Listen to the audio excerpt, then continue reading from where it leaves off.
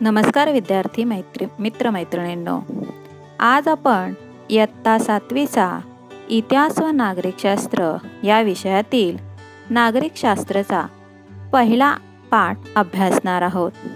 आपला पहिला पाठ आहे आपल्या संविधानाची ओळख. यामागील इयत्तांच्या नागरिकशास्त्राच्या पाठ्यपुस्तकांमध्ये आपण नियमांच्या आवश्यकतेविषयीचे बरेच मुद्दे समजून घेतले होते.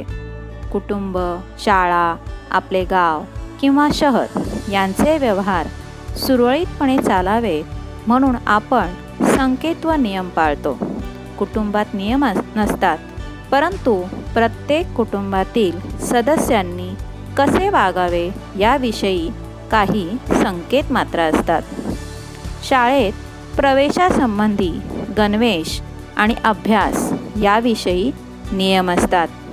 विविध स्पर्धांचेही नियम असतात. आपल्या गावाचा आणि शहराचा कारभारही नियमानुसारच चालतो. याचप्रमाणे आपल्या देशाचा कारभारही नियमानुसारच चालतो बरं का. कुटुंब, शाळा, गाव अथवा शहरासंबंधी असणारे नियम मर्यादित स्वरूपाचे असतात, परंतु देशाच्या कारभारासंबंधीचे नियम किंवा तरतुदी मात्र व्यापक असतात. आज आपण आपलं जे संविधान आहे या संविधानाची अधिक माहिती करून घेणार आहोत. मग हे संविधान म्हणजे काय? या संविधानाचा अर्थ काय आहे हे आपण पाहूयात. देशाच्या कारभारासंबंधीच्या तरतुदी एकत्रितपणे व सुसूत्रपणे ज्या ग्रंथात नमूद केलेल्या असतात त्याला संविधान असे म्हणतात. याचाच अर्थ संविधान म्हणजे देशाच्या राज्यकारभारासंबंधीच्या तरतुदींचा लिखित दस्तऐवज होय. जनतेकडून निवडून आलेल्या प्रतिनिधींमधून शासन किंवा सरकार स्थापन केले जाते. संविधानातील तरतुदीनुसारच राज्यकारभार करण्याचे शासनावर बंधन असते. संविधानातील तरतुदी किंवा त्यात नमूद केलेला कायदा मूलभूत असतो. संविधानास विसंगत ठरतील असे कायदे शासनाला करता येत नाहीत. असे केल्यास ते कायदे न्यायमंडळ रद्द ठरवू शकते. मग हे जे आपलं संविधान आहे या संविधानामध्ये काही महत्त्वाच्या तरतुदी केलेल्या आहेत. मग या महत्त्वाच्या तरतुदी कोणत्या याविषयी आपण जाणून घेऊया. संविधानातील तरतुदी अनेकविध बाबींविषयी असतात. उदाहरणार्थ नागरिकत्व, नागरिकांचे हक्क, नागरिक आणि शासन व्यवस्था यांच्यातील संबंध, शासनाने करावयाच्या कायद्यांचे विषय, निवडणुका, शासनावरील मर्यादा व राज्याचे अधिकार क्षेत्र इत्यादी. संविधानानुसार राज्यकारभार करण्याचे तत्व बहुतेक सर्वच देशांनी स्वीकारलेले आहे. असे असले तरी प्रत्येक देशाच्या संविधानाचे स्वरूप वेगवेगळे असते.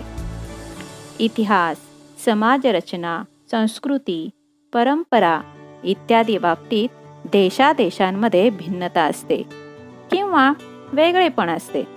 त्याचप्रमाणे राष्ट्रांच्या गरजा व उद्दिष्टेही भिन्न असू शकतात.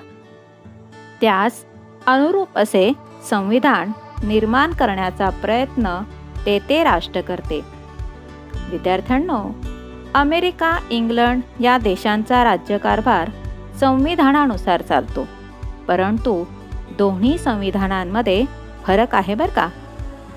उदाहरणार्थ अमेरिकेचे संविधान इसवी सन 1789 मध्ये अंमलात आले.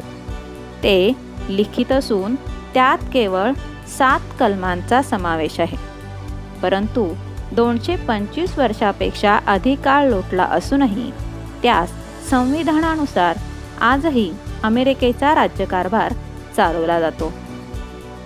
दुसरा देश आहे इंग्लंड. इंग्लंड या देशाला अनेक शतकांचा इतिहास आहे. राज्यकारभाराविषयीचे नियम या देशात संकेत, रूढी, परंपरेच्या स्वरूपात आढळतात. तरी पण त्याचे काटेकोरपणे पालन केले जाते. 1215 मध्ये झालेल्या मॅग्ना कार्टा करारापासून इंग्लंडचे संविधान विकसित होत गेले.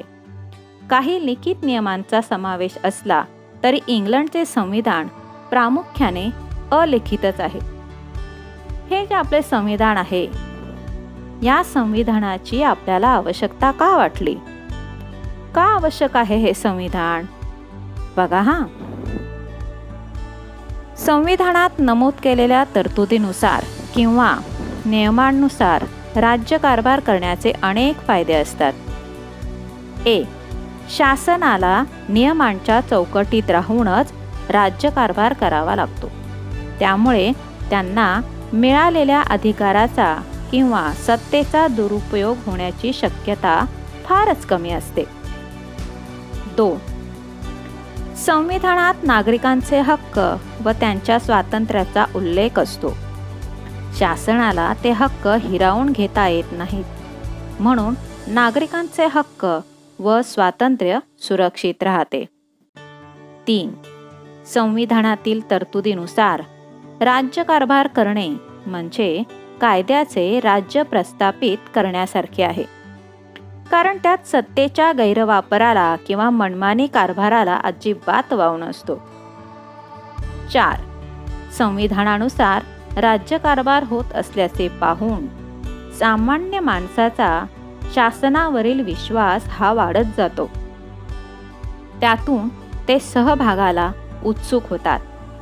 सामान्य माणसांच्या वाढत्या सहभागामुळे लोकशाही अधिक मजबूत होते.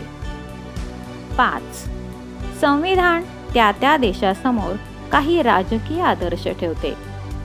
त्या दिशेने वाटचाल करण्याचे बंधनही त्या राष्ट्रावर असते. त्यातून जागतिक शांतता व सुरक्षितता, मानवी हक्कांचे संवर्धन होण्यास पोषक वातावरण निर्माण होते. आणि शेवटचा 6. नागरिकांच्या कर्तव्याचा उल्लेख संविधानात असल्याने नागरिकांची जबाबदारीही निश्चित होते. राज्यकारभार म्हणजे काय? देशाच्या राज्यकारभारामध्ये कोणत्या कोणत्या गोष्टींचा समावेश असतो, कोणत्या कोणत्या बाबींचा त्याच्यात समावेश केलेला असतो. देशाच्या सीमारेषांचे रक्षण करणे, परकीय आक्रमणांपासून जनतेचे रक्षण करणे इथपासून ते दारिद्र्य निर्मूलन, रोजगार निर्मिती, शिक्षण व आरोग्य सेवा, उद्योग व्यवसायांना प्रोत्साहन देणे, दुर्बल घटकांचे संरक्षण करणे, महिला, बालके व आदिवासींच्या प्रगतीसाठी उपाययोजना करणे इत्यादी अनेक विषयांबाबत शासनाला कायदे करावे लागतात. कायद्यांच्या अंमलबजावणीद्वारे समाजात योग्य ते बदल घडवून आणावे लागतात.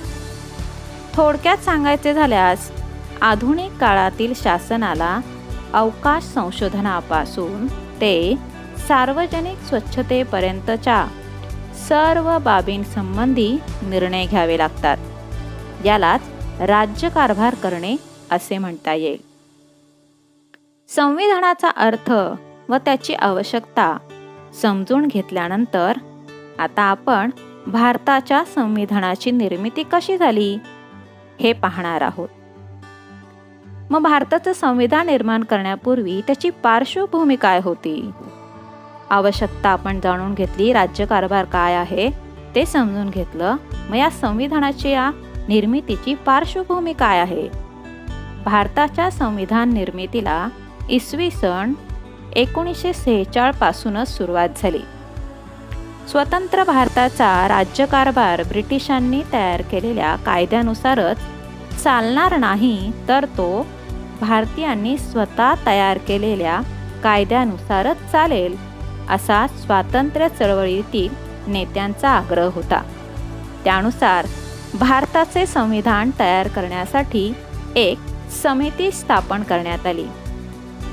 ती समिती म्हणजेच संविधान सभा म्हणून ओळखली जाऊ लागली. संविधान सभा.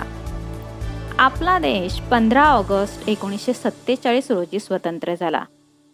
तत्पूर्वी भारतावर इंग्रजांचे राज्य होते. इंग्रज सरकारने राज्यकारभाराच्या सोयीसाठी मुंबई प्रांत, बंगाल प्रांत, मद्रास प्रांत यासारखे विभाग पाडले होते. या प्रांतांमधील कारभार तेथील लोकप्रतिनिधींमार्फत चालवला जात होता. त्याचबरोबर देशातील काही भागांचा कारभार तेथील स्थानिक राजे पाहत होते. अशा भागांना संस्थाने म्हणत असत व त्यांचे प्रमुख संस्थानिक म्हणून ओळखले जाते. संविधान सभेत प्रांत किंवा संस्थानांचे प्रतिनिधी यांचा समावेश होता. संविधान सभेत एकूण 299 सदस्य होते आणि या संविधान सभेचे अध्यक्ष कोण होते माहितीये? डॉक्टर राजेंद्र प्रसाद. हे जे आपलं संविधान आहे, हे संविधान निर्मिती करण्यासाठी सगळ्यात मोठं जर कोणी योगदान दिलं असेल तर ते म्हणजे डॉक्टर बाबासाहेब आंबेडकर. त्यांचं याबाबतचा अभ्यास आणि त्यांनी केलेलं कार्य हे अतिशय महान आहे. डॉक्टर बाबासाहेब आंबेडकर हे मसुदा समितीचे अध्यक्ष होते. त्यांचा विविध देशांचा संविधानाचा गाढा अभ्यास होता. त्यांनी अहोरात्र अभ्यास व चिंतन करून संविधानाचा मसुदा तयार केला. डॉक्टर बाबासाहेब आंबेडकरांनी तयार केलेल्या संविधानाचा मसुदा संविधान सभेपुढे मांडण्यात आला. त्यावर कलमवार चर्चा झाली. अनेक दुरुस्त्या सुचवण्यात आल्या. संविधानाचा मसुदा संविधान सभेपुढे मांडण्याचे, त्याविषयी विचारलेल्या प्रश्नांना उत्तर देण्याचे, तसेच संविधान सभेच्या सूचनांनुसार मूळ मसुद्यात फेरबदल करण्याचे, प्रत्येक तरतूद निर्दोष करण्याचे काम डॉक्टर बाबासाहेब आंबेडकरांनी केले. भारताच्या संविधान निर्मितीतील या योगदानामुळे त्यांना भारतीय संविधानाचे शिल्पकार म्हणतात. डॉक्टर बाबासाहेब आंबेडकरांनी त्यांचे एवढेच योगदान यासाठी नव्हते बरं का, तर जलव्यवस्थापन, परराष्ट्र संबंध, पत्रकारिता, अर्थकारण, सामाजिक न्याय इत्यादी क्षेत्रातही डॉक्टर बाबासाहेब आंबेडकरांचे योगदान अतिशय मोठे आहे. संपूर्ण संविधान लिहून पूर्ण झाल्यानंतर संविधान सभेने त्यास मान्यता दिली व त्याचा स्वीकार 26 नोव्हेंबर 1949 रोजी केला. म्हणून 26 नोव्हेंबर हा दिवस आपण संविधान दिन म्हणून साजरा करतो. 26 जानेवारी 1950 पासून संविधानातील तरतुदीनुसार देशाचा राज्यकारभार चालवण्यास सुरुवात झाली.